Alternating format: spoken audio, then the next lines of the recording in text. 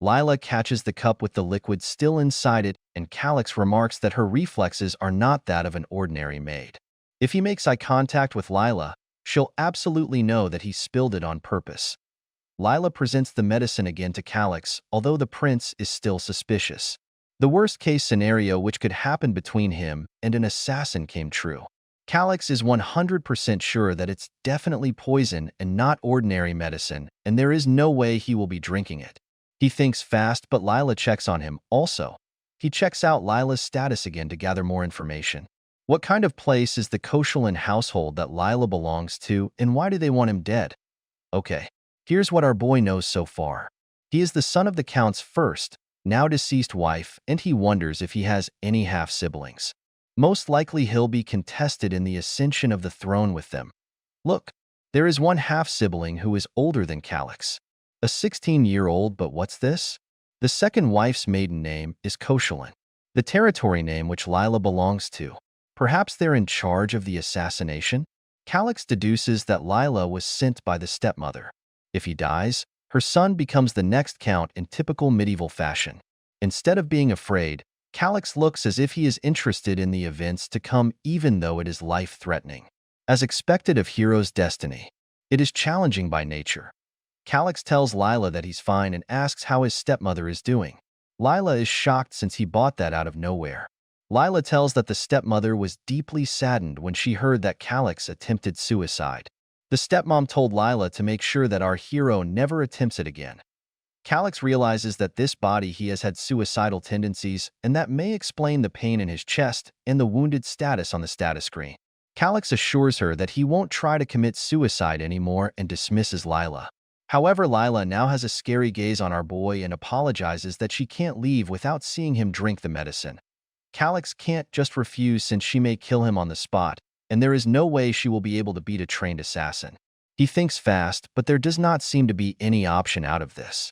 He questions why poison specifically when stabbing and escaping would be easier. He suspects that this may be to avoid drawing attention. The stepmother is making it look like as if our MC drank poison to do suicide. However, since our MC is familiar with the game, he knows the poison, the slow creeping death. Lyla asks that she can assist if it's too difficult for our MC. She can assist. With our hero's knowledge and playing the game, he always knows to expect the worst since it will soon come to reality. If you want to survive, doubt everything and be prepared. If you ask me, that's a good idea to live by. If our MC refuses, she'll definitely force it down his throat. Our MC is thrilled instead of feeling terrified. Eventually, our boy drinks the medicine knowing that it's still poison, and it looks like Lyla's can now be at ease. How should Calyx get out of the situation since he already drank the poison? He remembers that Russell used a top-tier potion that he used to revive him and also remembered Russell, so he tells Lyla to go fetch him and don't question his authority. Lyla apologizes and then is dismissed by Calyx to get Russell. Calyx thinks about the potion again. Calyx is certain that Russell is loyal to him, since he didn't hesitate to use the expensive potion on him. Calyx, still poisoned, tries to vomit out the poison by putting his fingers in his mouth, but is unsuccessful. Hero's destiny may be a tough game, but there's always an answer. Calyx looks for the potion, but as he's looking, his vision blurs and the poison is starting to eat him. Where is the potion? Calyx asks if it's really this easy to die, and why does he has to die in the beginning? Or does he actually die for real? While on the brink of death, Calyx spots something. What's that? A potion hidden between the drawers. Could this be the one Russell had? Calyx's body is laid on the ground, and it looks like he is about to die. You can see the despair in his face. The jar is just right across him between the drawers and only a few steps away. Calyx tries to crawl toward the potion, but he looks extremely weak. What is this? Calyx says. He is still unsure of what is inside the potion. Calyx opens the mysterious bottle, hoping for something useful to pop out. He smells the contents of the jar and is about to make a deduction of what is inside. Calyx unenthusiastically says, "What is this? It's like spoiled milk? I guess that it really was not useful after all." The status screen shows on the upper right, "Spoiled goat milk." Calyx then panics, then also says, "Goat milk?" Calyx says, "I knew from playing the game that yogurt was the antidote to slow creeping death, but he is about to follow up something to say," he says now. Can this spoiled goat milk even be called yogurt? The status screen above our main character says, "Your eyelids are getting heavy." Calyx says, "This is bad." The warning message has already popped up 3 times. Ugh, Calyx says. Calyx says he won't last another minute. Damn it. Watch, Lyla, he says. Calyx drinks the spoiled goat milk and says, "I'll definitely get my revenge," and it looks like he does not like what he is doing. He looks at his room, however his eyes are getting heavier. His vision blurs then may eventually close. The scene next is someone saying, "Have you woken up?" It looks like the person is Russell from earlier. Calyx wakes up. What is this? He looks confused. Deja vu? Was I reset? He hypothesizes. Russell, standing just beside him, tall, firm and in his usual attire, says, "What are you talking about?" He sounds curious as to why Calyx may have suddenly asked this suspicious question. More importantly, he is about to follow up something. He points to the messed up chair near the fireplace. What is going on with this messy room? He angrily says, "Please, have some decency, young master." He scolds him again and says, "And why were you lying on the floor?" "I'm saved," Calyx thinks to himself.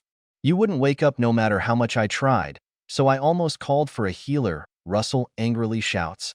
Calyx thinks to himself, "I never want to experience that terrifying feeling of dying again." He looks extremely worried. He thinks again, "No matter what happens, I will survive," he says with a determined look. Now that Calyx had that mindset, he told himself, "Now, I need to check this guy's status," referring to Russell as the guy.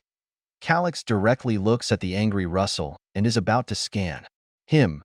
Russell scolds him again. "My lord, are you listening to me?"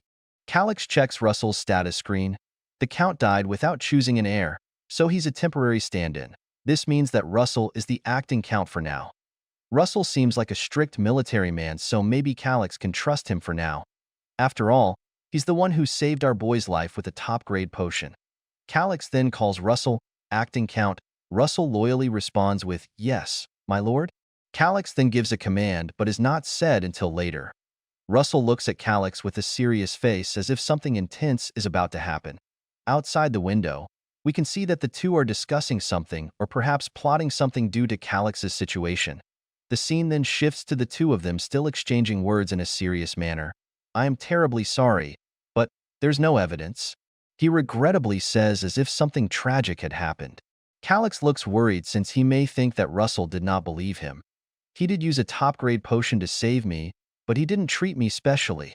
He just followed the rules and saved me," Calyx thinks to himself in a serious tone. "To me, you, my lord, and the other heir, Lord Grunbein, are equals. I am obliged to serve both you fairly," Russell says with a loyal and fierce face. Without witnesses or proof, Calyx says to Russell, and he's holding his bedsheet really strongly, "So, are you telling me I should continue taking the medicine sent by my rival for the Count's inheritance?" Calyx remarks to Russell angrily. Confused, Russell asks Calyx if he has truly lost part of his memory. "It looks like the Shiakin family is in serious financial trouble and our budget is very tight," Russell says. Russell says that it is actually a blessing that Lyla is actually helping with the family business. "Don't you remember? Or are you pretending not to remember?" Russell says. Calyx says that he has no choice but to show the proof he has. Calyx says that Lyla must currently think that he is dead since she saw him drink it straight up. Calyx says to Russell, "Fine, let us leave it at that." However, Russell still seems confused with what he just said and is suspicious.